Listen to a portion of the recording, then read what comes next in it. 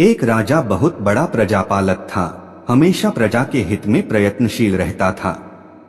वह इतना कर्मठ था कि अपना सुख ऐशोआराम सब छोड़कर सारा समय जन कल्याण में ही लगा देता था।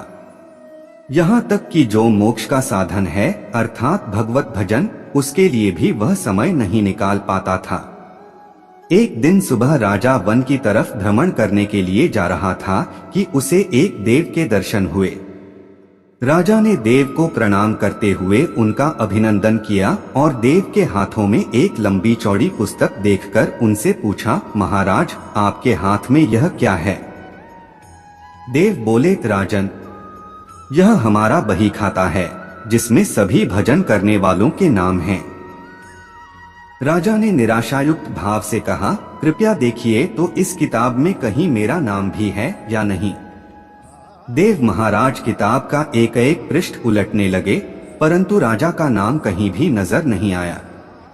राजा ने देव को चिंतित देखकर कहा, महाराज आप चिंतित ना हो, आपके ढूंढने में कोई भी कमी नहीं है।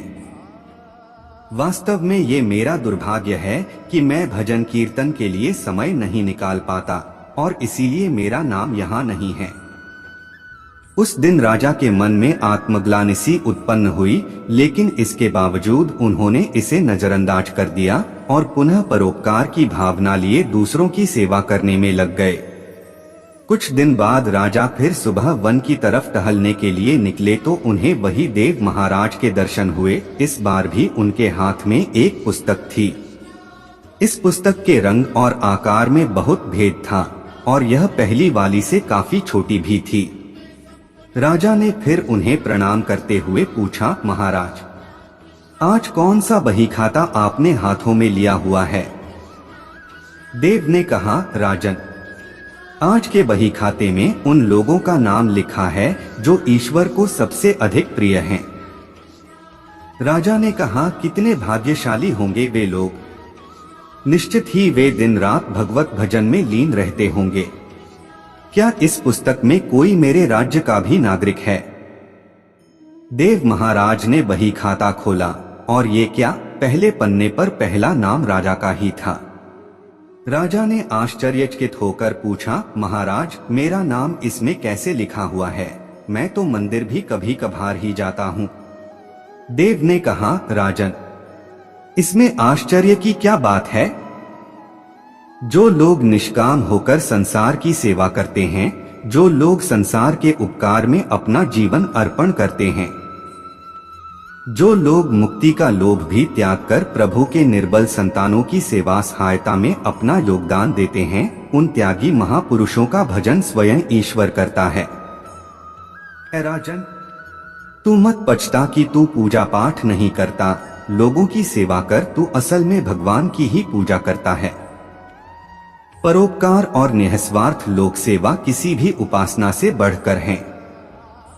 देव ने वेदों का उदाहरण देते हुए कहा, कुर्वन्नेवः कर्माणि जिजीविषेक्षण समाह एवान्त्वाप नान्यतोऽस्ति व कर्म लिप्यते नरे। अर्थात कर्म करते हुए 100 वर्ष जीने की इच्छा करो तो कर्म बंधन में लिप्त हो जाओगे। राजन भगवान दीनदयालु हैं, उन्हें खुशामद नहीं भाती बल्कि आचरण भाता है।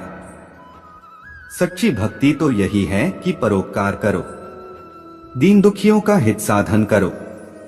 अनाथ, विधवा, किसान व निर्धन आज अत्याचारियों से सताए जाते हैं, इनकी यथाशक्ति सहायता और सेवा करो और यही परम भक्ति है।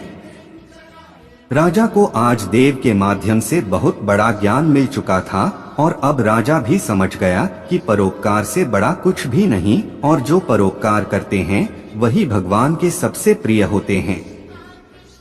मित्रों, जो व्यक्ति निःस्वार्थ भाव से लोगों की सेवा करने के लिए आगे आते हैं, परमात्मा हर समय उनके कल्याण के लिए यत्न करता है।